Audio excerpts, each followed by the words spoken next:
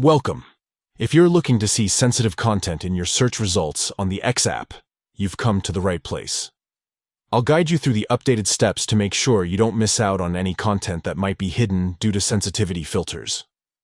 First, open the X app on your device. Once you're on the main screen, tap your profile icon, usually located in the upper corner. This will open a menu with various options.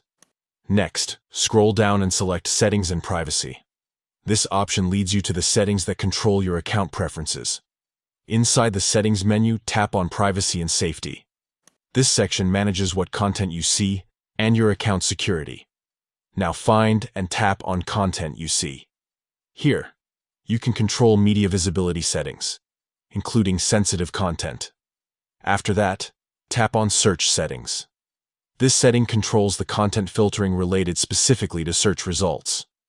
Finally, look for the option that says Hide Sensitive Content.